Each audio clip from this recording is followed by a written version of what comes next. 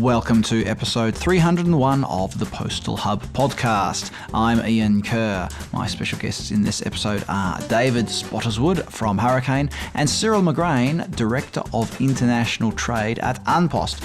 And they're going to talk about a real-life case study implementing cross-border customs codes and all of that. A must-listen discussion for anybody in the postal and delivery world to find out how Unpost overcame various issues in implementing their solution. Well, enough of this. Let's get straight into it. David Spottiswood and Cyril McGrane.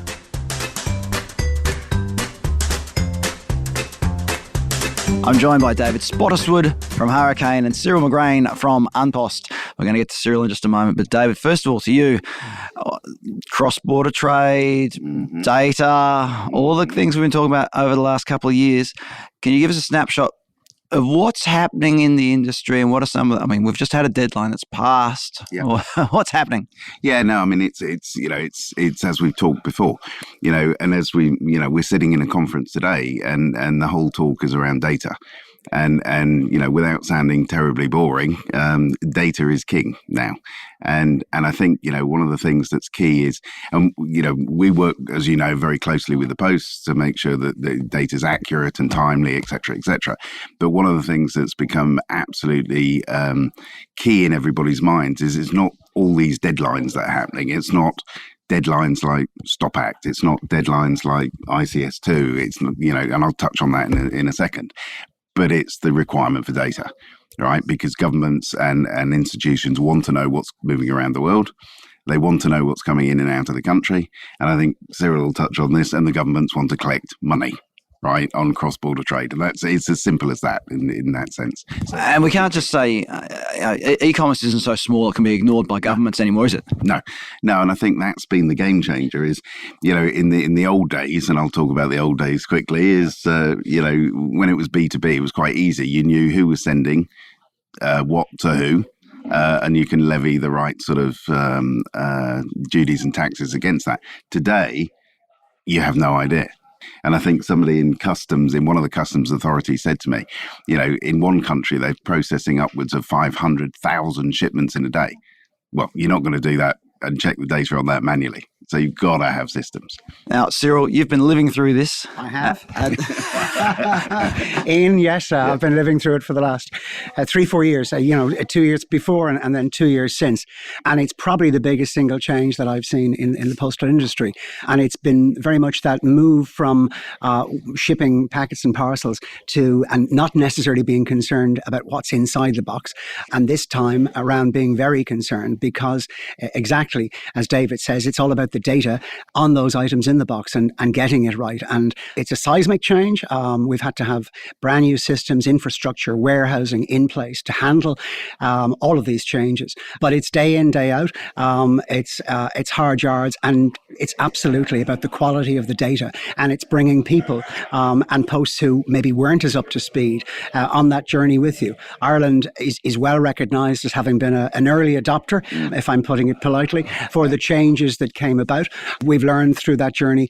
We've got better. We've worked very much in partnership and collaboration with David and the team in Hurricane. And it's been a very, very big change, but we're coming out the other side now. And, we're happy to share that with others so that perhaps they don't feel all of the pain that we felt. And we understand, it's critical, it's important. So, the security on board is hugely important. The taxes and charges are hugely important. But equally, we've a business to run, which is quality of service, targets and measurements, and we need to ensure that we can still get the packet and parcel there to the same quality standards as before, and yet manage all the data requirements as well. Now, you're talking about from a postal perspective and a postal operator perspective. It's not just the post operating on its own, though, I imagine there was a process that involved maybe customs or the government and some sort of partnership and setting of deadlines and interdepartmental committees and things like that. Tell us a little bit about that. that? Yeah, all of that and more. And I suppose you start out in a journey like this with quite a lot of unknowns, and then you're trying to break that down and work with, exactly as you say, work with your regulator, work with your government departments, clearly work very, very closely with the customs authorities, and then work with your trading partners across the globe, in a sense. And each have different challenges and each have different deadlines.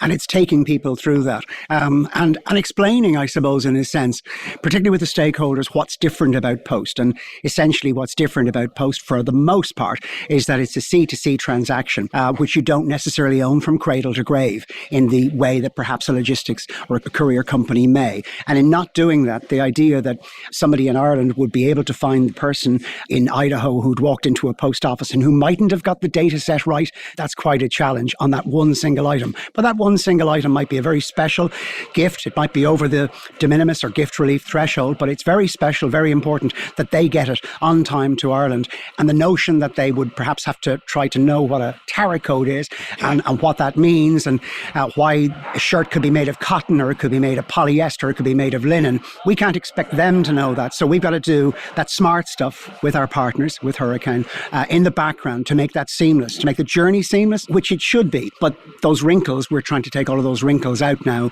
working together. Now, I just want to ask another question about you mentioned sort of investments in infrastructure and things like that. Before we get to the data, which David's just champing at the bit to talk about more about the data, in terms of facilities at the Irish end of things, did you have to build anything extra or put in any extra technology or anything physical apart from obviously the Hurricane system with regard to data? Yeah, it's a great question, Ian. So we've had to do the whole kit and caboodle in a sense. Because if we go from pre to post, I mean, our pre-world was very low regime, very manual regime in the customs world to something which has 100% compliance. So that means being able to handle every item. It means the old-fashioned way that some posts in the world would collect at the doorstep with cash had to be removed from the system entirely. So we had to have new warehousing to hold mail, which was awaiting payment. We had to build an infrastructure with our retail business, which allowed seamless payment over the counter and also seamless payment online. So to make the journey as smooth and easy as possible. And then work with our automation and engineering teams to put in smart solutions, whereby when we get the data from a sending post, we can take that data, we can immediately send it to our engineering team through pass-through our machines. The data goes over to the customs authority. The data comes back. And by the time an item has landed on any of our automated either packets or parcels machines, the answer is already there. That's the smart bit and making it really fast and easy. But to do that, there has been an investment of some 20 million euro. 20 million euros, not small change, really, is it? But we've been talking about sort of parcels coming into Ireland. We might talk about parcels going out of Ireland in a moment. You mentioned the retail network, but David, let's talk about the data then. Cyril's just sort of outlined how sort of this data bouncing around all these agencies. So how does that work in terms of the platform, in terms of making sure that the right codes are entered in the first place and then shared and then matched up with the parcel? How does all that work? Well, I think in one sense it's quite interesting what Cyril was saying, because Cyril was actually, and Unpost was actually one of the early adopters of this, and I think that was because of a lot of pressure put on by Irish Revenue and Irish Customs, and the requirements, and we were talking about this yesterday, the requirements actually in Ireland have been ahead of most of the rest of Europe, I would guess. Absolutely. And so we went through a process with Unpost where it was very collaborative, because data doesn't just appear.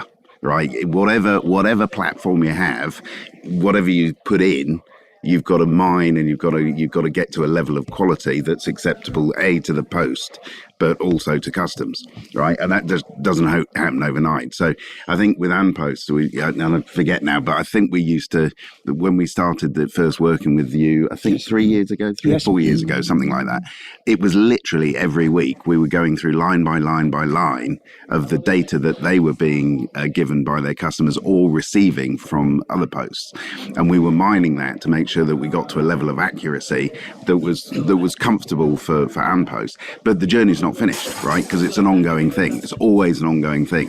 So when you think, and again, Cyril mentioned this, we're now looking very closely and starting to work with the airlines, because the airlines are also requiring data from the post before they'll even uplift the goods, right? So this whole sort of environment of the importance of data is not just about the posts, it's about the airlines, it's about customs. And I know, we're certainly working very closely to look at how we can support customs as well in terms of what sort of data they require, right? Because as I said, it is a bit of a black art rather than a science. And, again, as we were describing earlier, it is down to the level is a t-shirt cotton?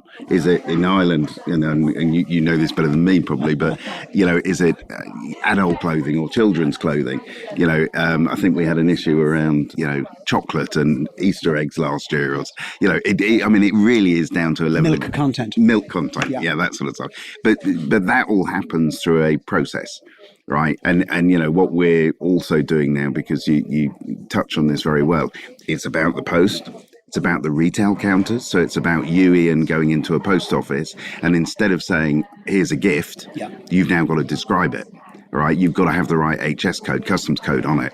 Right. And I think in Ireland, again, they have a partner in Ireland to manage the retail counters who is also our partner. So we provide that data through a third party that then covers off the retail counters. And we do that in Australia for Australia Post. So, it's about all of those elements that come together, because a customs authority, being very blunt, doesn't care where it's come from. It doesn't care whether it's come from an SME, an enterprise client, or you.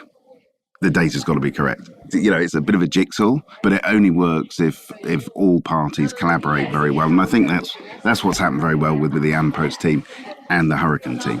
And I can testify to, yes, Ampost being the vanguard of this, because all of a sudden there were issues in Australian post offices saying, well, we've got to, it's not that just no longer gift, it's now clothing is not enough, it's now trousers is enough. Well, they've got to, are they corduroy trousers? Yeah. What colour? Maybe not what colour corduroy. But anyway. And you're right, Ian, and you talked about in terms of inbound and outbound, and it's a very nice segue to that, in that because we had developed a counter solution, in effect, a post office counter solution, for the US Stop Act. Again, data-driven. We knew the difficulty for posts around this journey. So in OnPost, we've got 900 plus post offices around the country. So we had to, again, invest and build a system on the outbound leg, on the outbound journey, to support that, so that wherever you went into a post office, that you would have the same experience and we would get the data right at source. So we were compliant for the Stop Act. We're compliant now across the rest of the world, and indeed for Irish customs from an export. So exporting goods out of the EU has a security aspect just the same way that it is a security aspect on the way in. So we've built all that out, and some of that hard yards are done. But you're absolutely right, David, no matter what your systems are, so whether it's your click and drop or your click and ship or your post office or your contract customers using one of their various platforms, white label solutions, etc., each one of those have to be fully operational, fully working. And you're right, the customs authorities of this world are agnostic to where the product is coming from.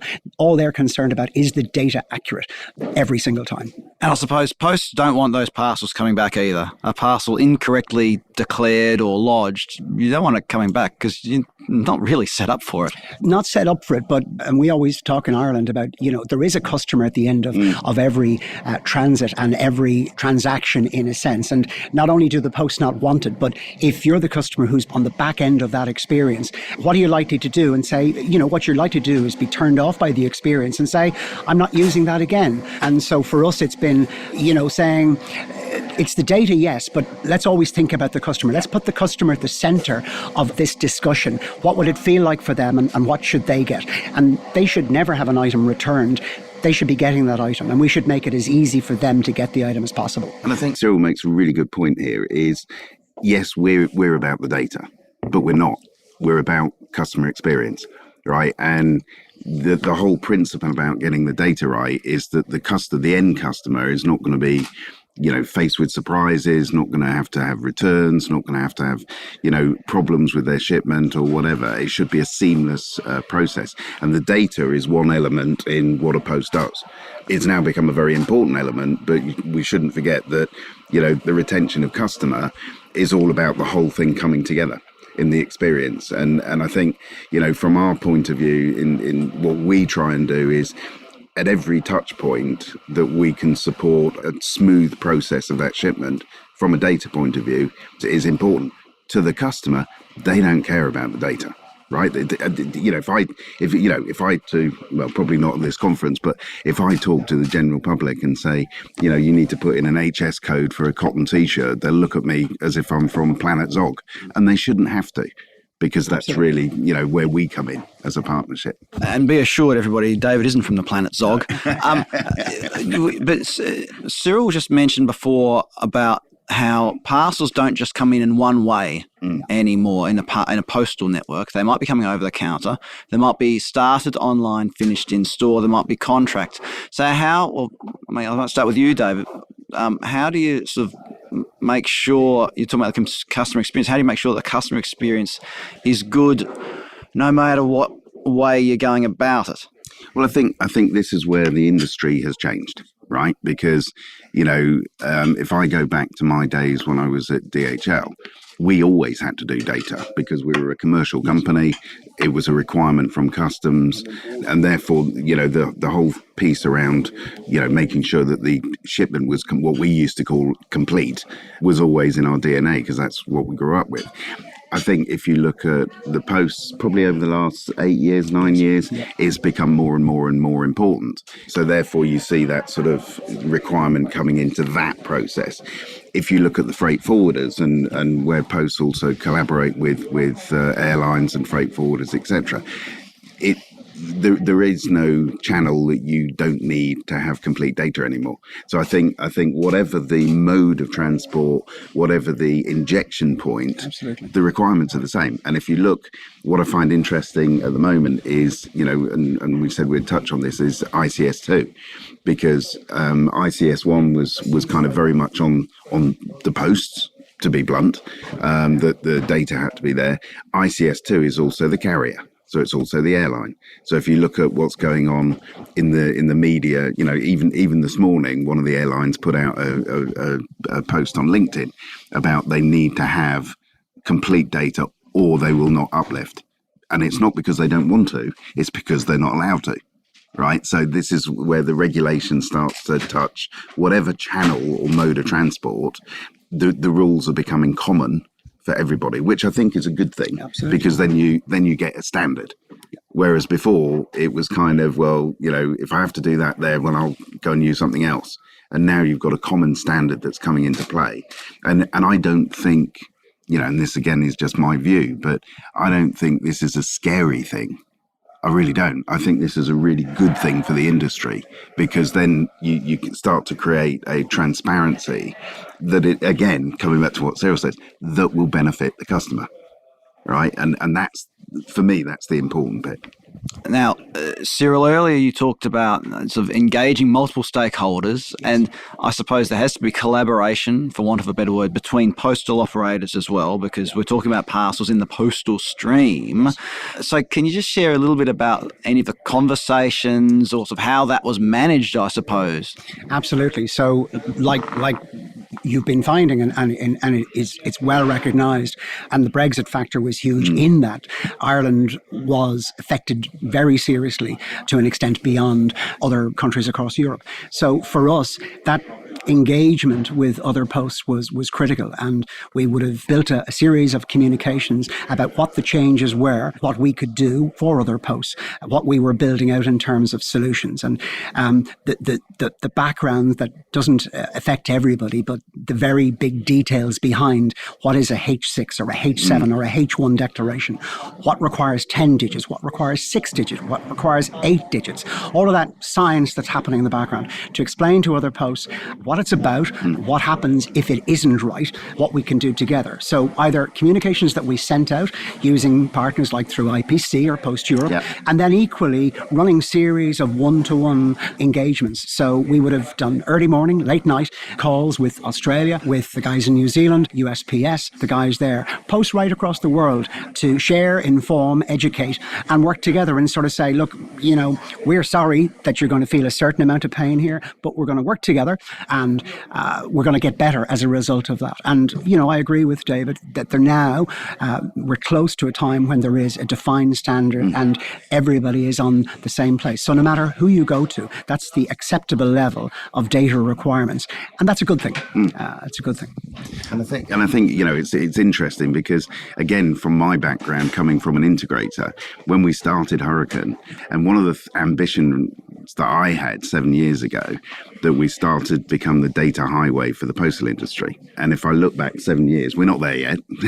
It's a long journey, but I think we operate now data in various forms because Post will adopt us in some areas, and it's a journey of adoption. But it's nice to see now. We announced New Zealand Post last week, so they've now become part of the partnership. Right. So we're sort of, we got another big announcement coming out next week, but I can't spill the beans yet, Ian.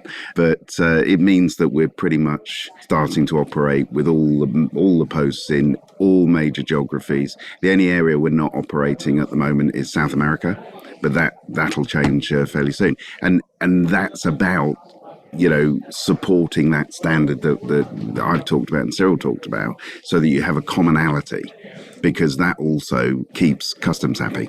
Because if they have a commonality, then we're all singing off the same hymn sheet to that extent. Well, we've covered a huge amount there, David and Cyril.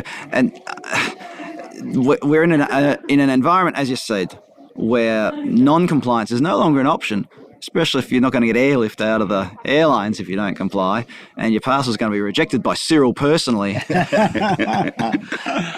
they're not done correctly on the way to Ireland. And I reckon there are a lot of posts around the world who are thinking, we've got large populations that send parcels back. So a lot of that C2C stuff, Cyril, that you were talking about before, in addition to your B2C cross-border parcels or even B2B.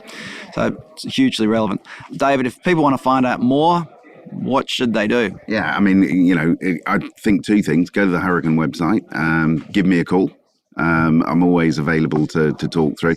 But I think also more importantly is, and I'm sure Cyril will be happy for me to say this, but, Unpost have really gone through a journey, right? And they put a lot of time and effort into making sure that it goes in the right direction. And, for me, I always say go and talk to the people that have actually adopted it and experienced. Yeah, that's a very fair point. Yeah. And we always welcome in Unpost those conversations. We're happy to share the learnings. We're happy to share the journey and give the good news that at the other side of this, there's customer retention. You can build from that. You have a genuine, I suppose, there's a willingness and a desire to retain that business and to grow the business. And now we've got the solutions in place. Yeah.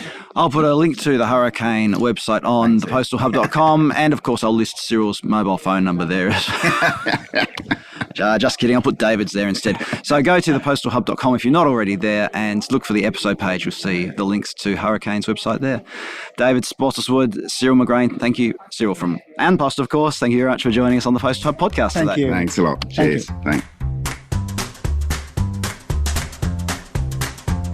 Coming soon on the Postal Hub podcast, Charles Brewer, the CEO of POS Malaysia, talks about the Post's strategic direction and what they're doing in terms of sustainability. Also joining me soon will be Johan Peters, who returns to talk about a few urban logistics and sustainable logistics things. I won't spoil the surprise by telling you any more than that. Make sure you don't miss any of these episodes. Sign up for the Postal Hub e-newsletter. Go to thepostalhub.com. And follow the links. You can sign up for my weekly newsletter, which comes out with every new episode that I release. You can sign up for the Daily Delivery Digest, which is, as it says on the tin, it's a daily email with the headlines from around the delivery world. And you can also sign up for Decarbonising Delivery. That's a free weekly newsletter talking about strategies and case studies where we are reducing emissions in the last mile. You can also subscribe to the podcast. If you haven't already done so, please do subscribe to the podcast in Spotify, Google Podcasts, Apple Podcasts, whatever. I don't care. As long as you subscribe, that'd be great. Leave a rating and a review while you're at it. That'd be nice. What else? Oh, if you're on LinkedIn, you can follow me on LinkedIn. And remember, you can send me an email about pretty much anything at my email address, ian@thepostalhub.com. I'm Ian Kerr. Thanks for listening in, and I look forward to your company next time on the Postal Hub podcast.